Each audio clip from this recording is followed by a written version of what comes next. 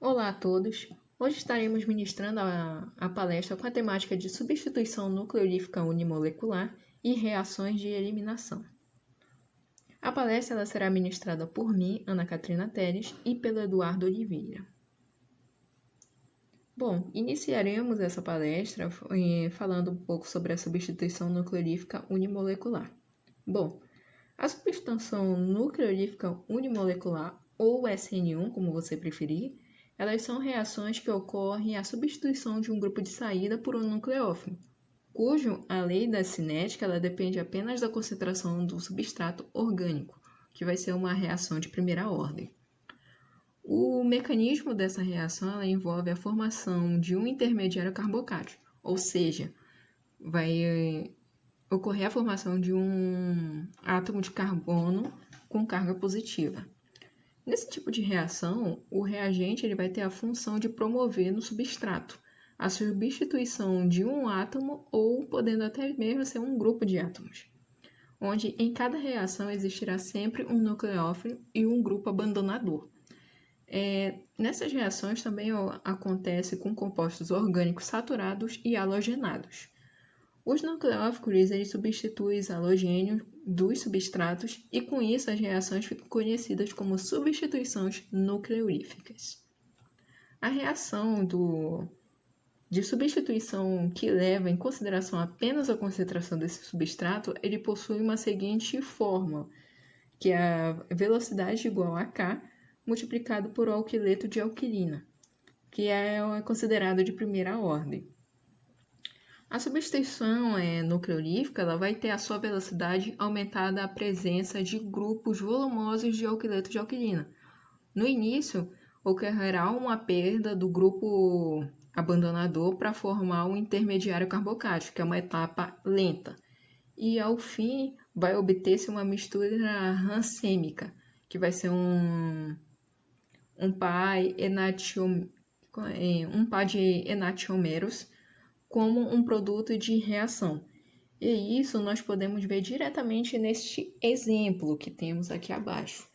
Nesse exemplo foi utilizado o brometo de alquilina mais a água e nós podemos ver que o nucleófilo ele não vai atacar o substrato diretamente. Em vez disso, o grupo abandonador vai sair primeiro. O carboxátil ele é formado e aí sim ele é capturado rapidamente pelo nucleófilo. A velocidade da reação do SN1 ela vai ser afetada apenas pelos fatores que afetam a velocidade de saída do grupo de saída. O aumento da concentração do nucleófilo não possui nenhum impacto sobre a velocidade da etapa lenta. Portanto, a reação do SN1 ela é consistente e um mecanismo multietapa, na qual a primeira ela vai ser determinante e na qual ela, além de ser determinante, o que determina ela diretamente é a velocidade. Em contraste, as reações do SN1 elas envolvem a formação de um intermediário carboxátil e pode ser atacado por ambos os lados pelo nucleófilo, que provoca tanto a inversão de configuração como a retenção de configurações do produto. Olhando mais próximo aqui dessa estrutura, nós vemos que quando o carbono ele vai passar para o bromo, vai haver uma quebra heterolítica e também vai ocorrer o ataque no nucleorífico do carboxátil, a água ela vai atacar diretamente o carbono e também mais à frente vai haver a transferência do próton, que vai ser considerada uma transferência rápida. Existem fatores que eles afetam diretamente as reações de SN1, e um deles é o substrato orgânico. De uma maneira geral, o substrato orgânico ele é um fator mais importante no direcionamento das reações por um mecanismo SN1. Os grupos que doam elétron por carbono positivo contribuem para a dispensão da carga positiva e contribuem para a solvatação da molécula. Um desses fatores é o grau de substituição do carbono que acomoda a carga positiva. Como pode ser visto nessa sequência, o substrato terciário ele vai reagir muito mais rápido com SN1 do que o substrato secundário e este ele vai reagir mais rápido do que o substrato primário. enquanto o derivado de metilo ele não reage por SN1. Então, olhando mais a fundo, o menos reativo, que é o metil, ele não vai reagir com o processo do SN1. E quanto mais reativo, será o mais rápido, que é o caso do terciário. O terciário ele vai reagir com uma velocidade superior do que o secundário e primário no processo de substituição nucleorífica.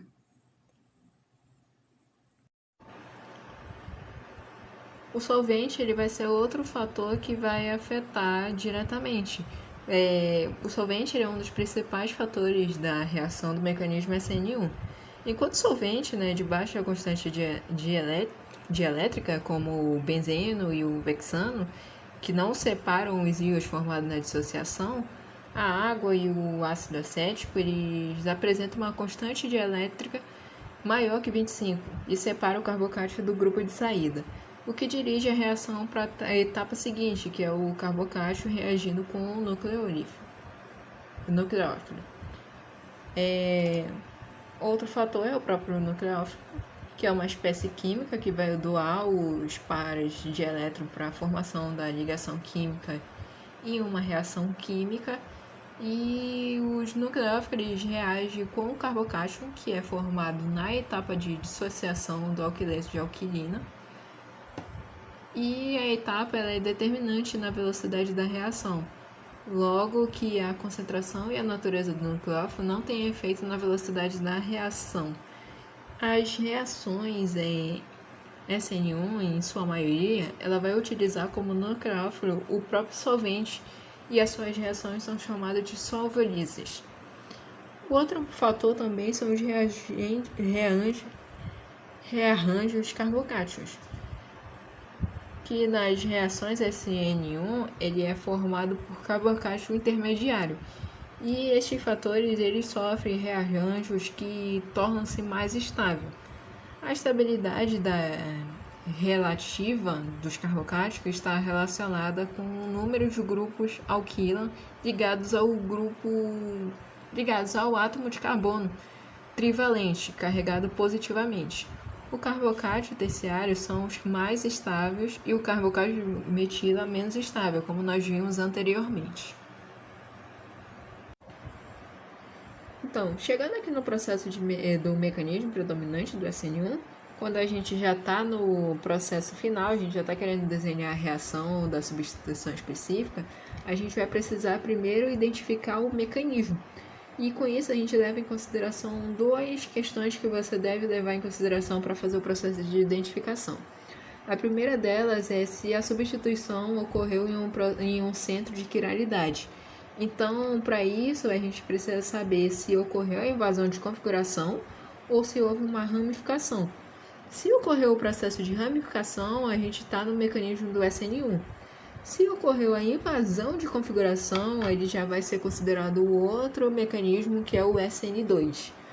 O outro ponto que a gente deve ver é o substrato, se o substrato ele vai ser suscetível ao rearranjo do carbocátion.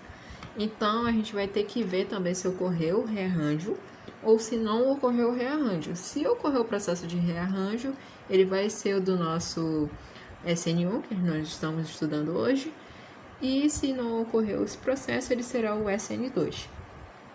4 fatos que têm impacto sobre a reação particular irá ocorrer através do mecanismo, tanto do SN1 quanto do SN2. E os 4 são o substrato, que a gente já falou anteriormente, que são substratos eles produzem carbocátion mais estável, e como resultado, as reações SN1 eles vão funcionar melhor para os alquiletos terciários. E nós temos também o grupo de saída, que os melhores grupos de saída, os ânions mais estáveis, eles aumentam a velocidade da reação.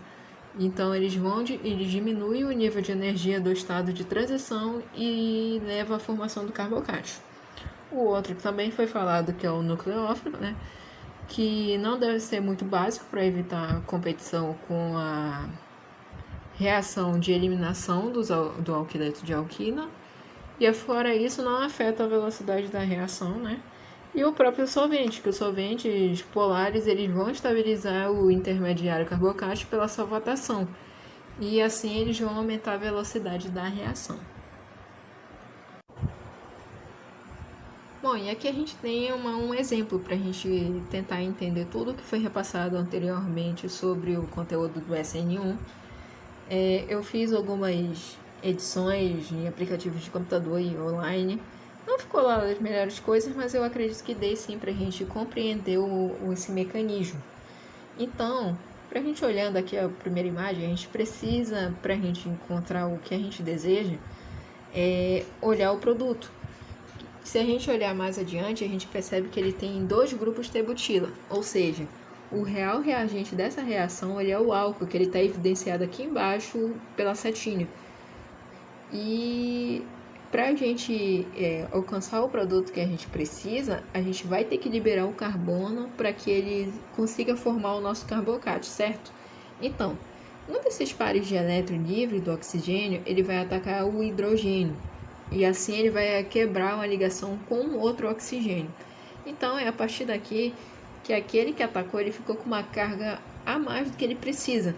Então ele vai romper a ligação com o composto e ficando em formato de água. E é nesse momento que a gente vai conseguir formar o nosso carbocátio, que é o que está evidencializado ali no canto esquerdo superior.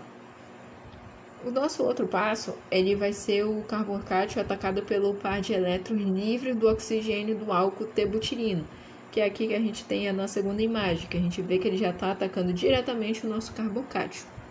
E, por fim, o final dessa questão, que vem o X, o grande cheguei dessa questão, que a reação em si ela não vai mostrar a presença de uma base que pode se capturar o hidrogênio que está a mais. E esse é basicamente o final da questão. O que a gente conclui isso? Que como a formação de um carbocato terciário depois da saída da água para a tomada, ele é sim o mecanismo SN1. E é esse o conteúdo.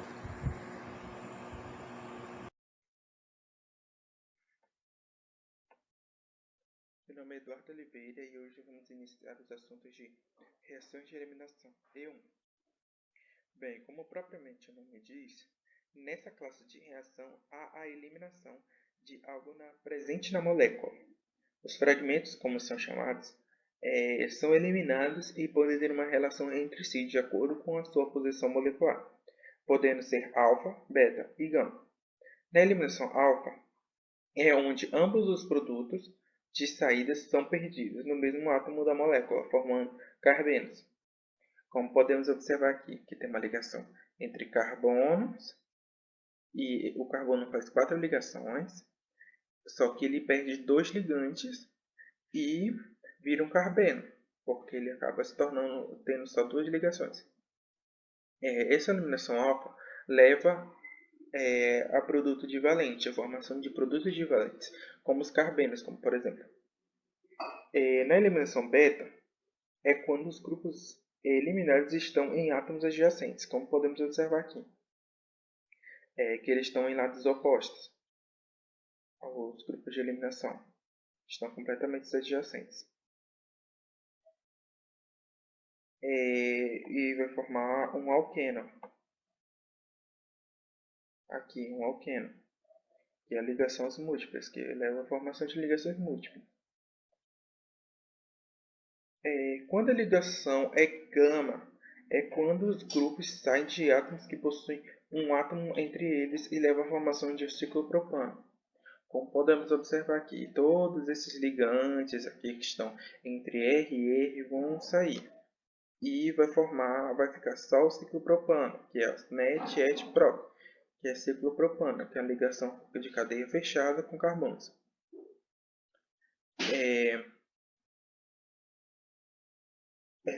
Sobre uma curiosidade interessante sobre essas eliminações é que dentre os 3 tipos de eliminação, a beta é a mais comum de se encontrar.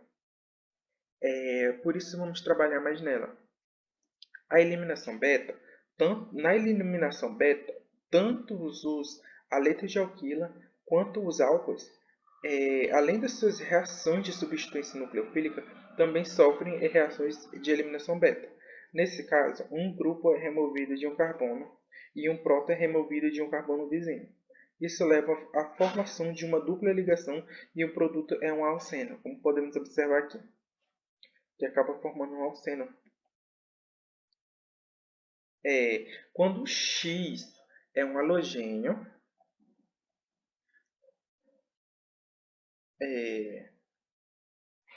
a eliminação se chama desidrohalogenação. E quando ocorre a perda de água, tem-se a desidratação.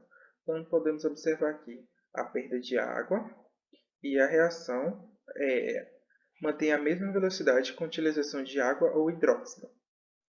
Agora que já vimos como é a cara de uma reação de eliminação, precisamos detalhar um pouquinho mais esse conhecimento, porque existem esses três tipos de mecanismo para essa eliminação, E1, E2 e E1CB. Aqui vamos entender melhor sobre E1. Sobre o mecanismo de E1, podemos destacar que o mecanismo de E1 se divide em duas etapas principais. Na 1, ele tem a formação de um carbocátion através da eliminação de um grupo de saída. 2. Na remoção do próton, levando à formação de uma ligação de uma dupla ligação. Como podemos observar aqui, ele vai perder, né?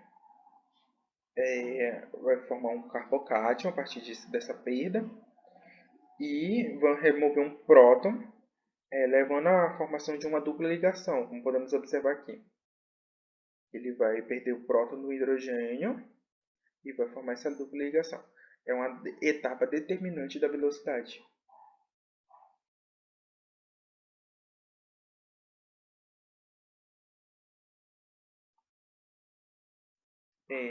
A primeira etapa é crucial para a velocidade da reação, por formar uma espécie carregada a partir de um substrato orgânico estável e neutro.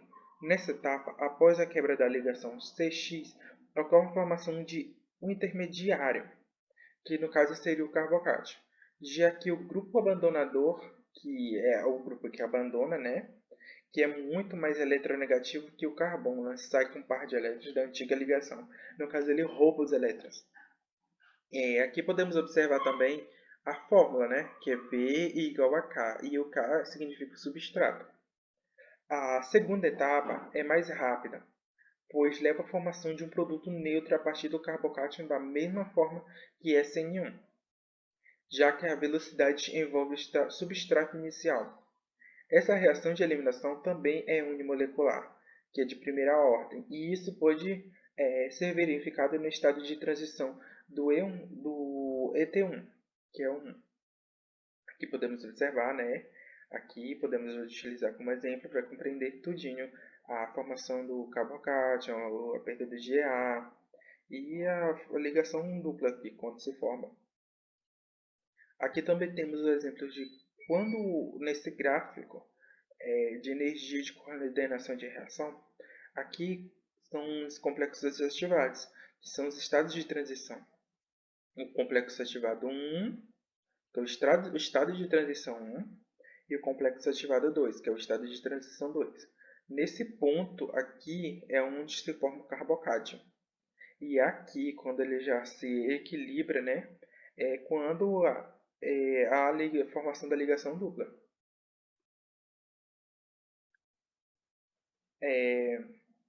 O mecanismo da reação E1 se difere um pouco da SN1 na segunda etapa, onde o solvente ou a base retira um próton do carbono, beta, ao invés de atacar o carbono positivamente carregado.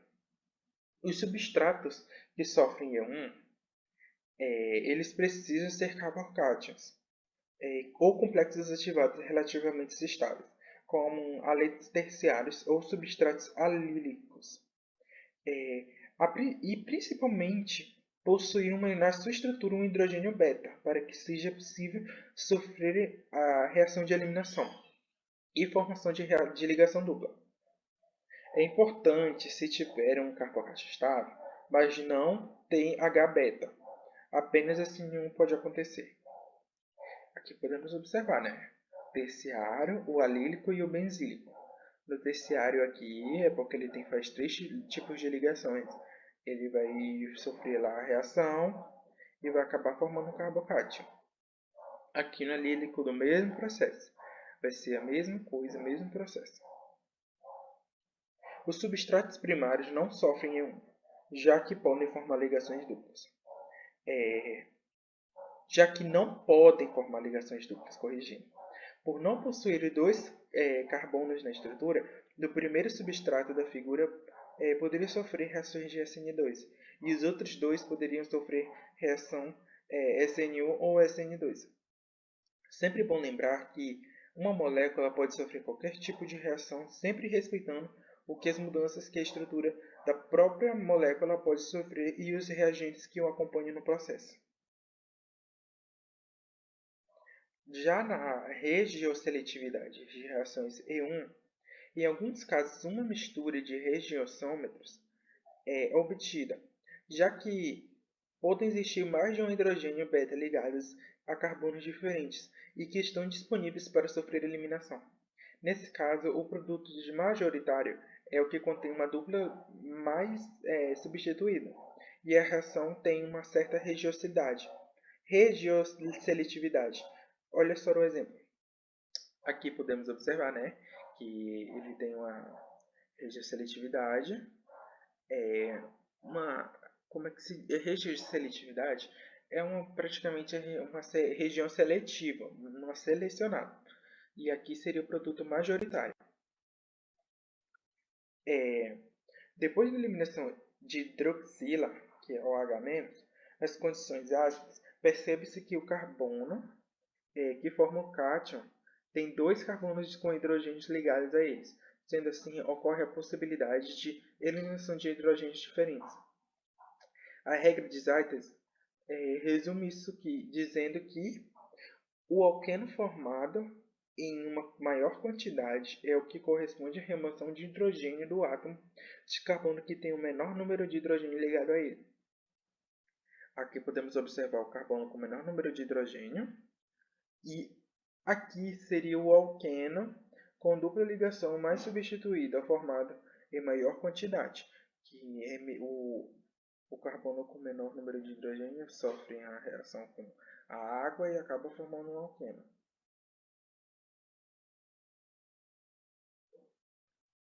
Já na eliminação de ciclohexanos, os ciclohexanos são substituídos e tem duas conformações em cadeia que estão em equilíbrio. A conformação mais estável, que vai reagir com por E1 e formar a ligação dupla, é essa daqui, que é a mais comum de se encontrar, que é a do MeOH.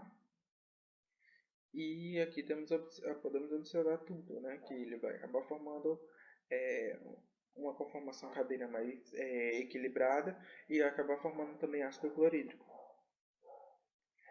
O grupo de saída, que é o cloro, sai de a forma carbocátion. Depois de o hidrogênio presente no carbono vizinho sai levando ao produto majoritário. Seguida as nossas regrinhas de carbono mais substituído, outro carinho que pode surgir vem da retirada de uma dos três hidrogênios da metilabenzina ao carbocátion, levando a um alqueno menos substituído, mas de forma majoritária.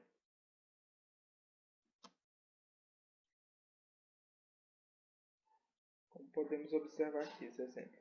A base mais forte, que é o álcool, e o produto majoritário, que é o produto 1, e o produto minoritário, que é acabado formando isso aqui, que vai formar o majoritário e o minoritário.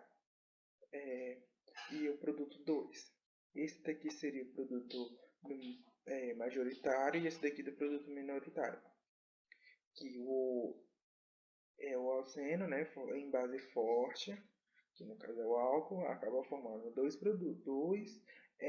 reações diferentes, que é o majoritário e o minoritário.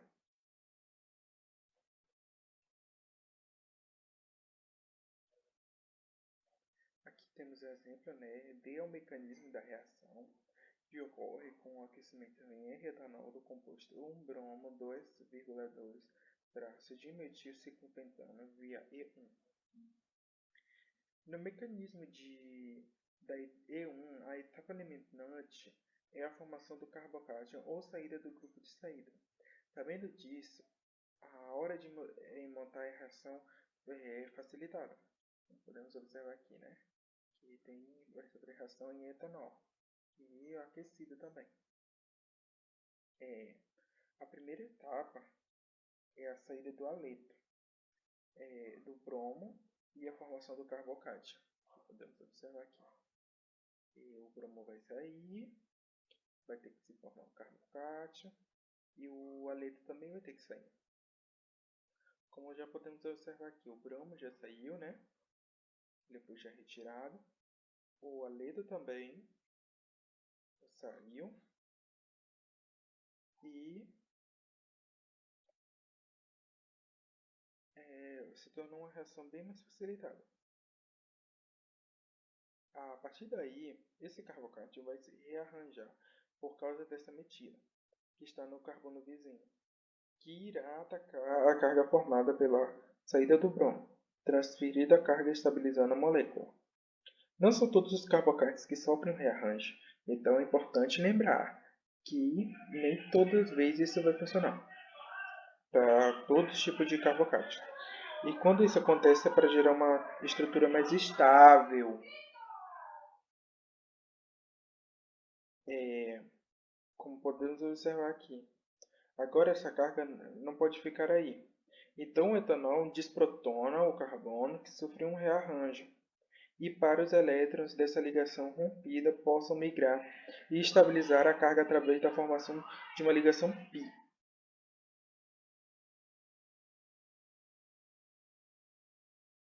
Quando um iodo, um metilciclohexano, é tratado com NaOCH2CH3, é formado um produto de Zaida.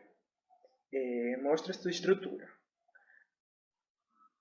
No mecanismo de E1, a etapa limitante é a formação do carbocátio com a saída do grupo de saída. Sabendo disso, hora de montar a reação. Aqui, ó. Vai ser interessante, muito interessante isso. Aqui tem o iodo, aqui tem o CH3, né, o metila, e aqui está o NaOCH2CH3, que está em reação. E é um ciclohexano. A partir do momento que ele sofre reação, a reação começa com a saída do haleto, né? O iodo da estrutura gerando carbocátio. No caso, o iodo saiu e ele ficou com carga positiva.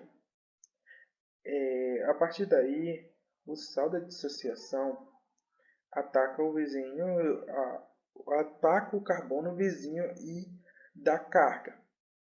No caso, ele ataca quem está com a carga diferente da dele, a carga negativa, positiva. E com isso, os elétrons da ligação migram e formam a ligação π, estabilizando a molécula novamente. Como podemos observar aqui. Ele vai atacar, então vai perder esses elétrons, esses ligantes, e vai acabar ficando com somente CH3. E vai estabilizar novamente.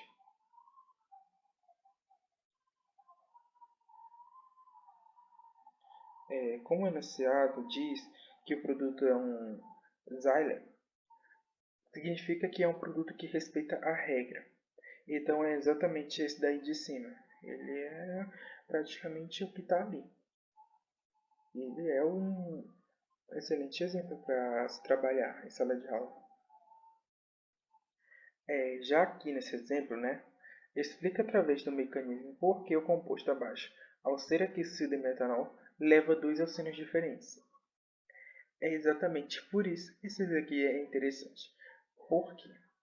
Considerando que a reação irá ocorrer via carbocátio e que este pode sofrer um rearranjo com a migração de hidrogênio, dois ataques são responsáveis e possíveis, como podemos observar aqui. O MCOH vai atacar tanto essa carga aqui quanto o hidrogênio. E ele vai acabar perdendo esses ligantes daqui. Por causa disso daqui, ele vai acabar perdendo os ligantes e vai formar uma ligação dupla. Essa dupla ligação vai se dividir e vai acabar gerando, a partir disso, uma nova ligação, que vai ser com o OMA. Depois disso, ele vai se, como podemos ter exemplos aqui, ele vai começar a se modificar, ele vai fazer essa ligação com isso e vai acabar virando um ciclopentano.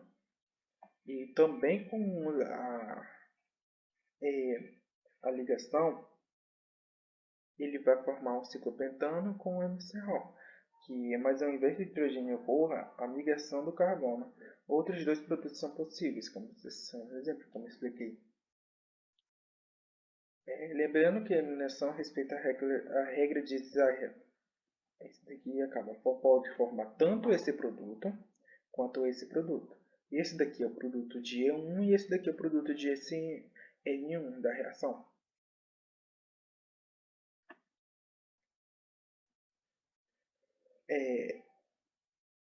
Quando um bromometil,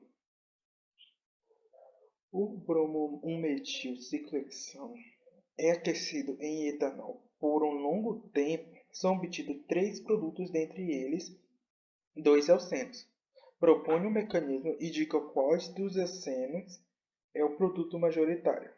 Como já falamos sobre produtos majoritários, então não vamos ter muita dificuldade para fazer isso daqui, né? E explicar. Aqui.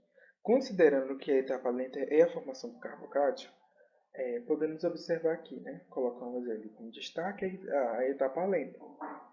A partir do carbocato, os dois produtos da eliminação são formados pela remoção de hidrogênios diferentes, onde o alceno mais substituído é o majoritário. Aqui podemos observar, né? Que é a ligação ETOH, que vai fazer vai atacar a ligação de carbono. E vai formar uma dupla ligação entre o carbono, mas não é pi. E novamente ele vai ser atacado com hidrogênio, né? Vai sofrer uma reação com hidrogênio e vai virar um éster.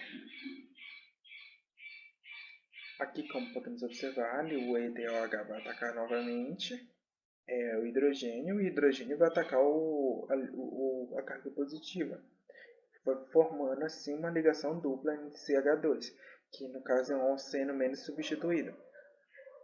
Já que o ETOH vai atacar novamente o hidrogênio, e o hidrogênio vai atacar a carga positiva.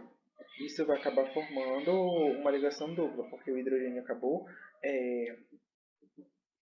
liberando uma molécula para eles, uma carga. E aqui vai ser um alceno mais substituído. Esse daqui vai ser o produto final, né, que vai ser o produto de eliminação. E ela também respeita a regra de Zayre, que é um ciclo pentano, o ciclo hexano de CH3. Essas são nossas referências.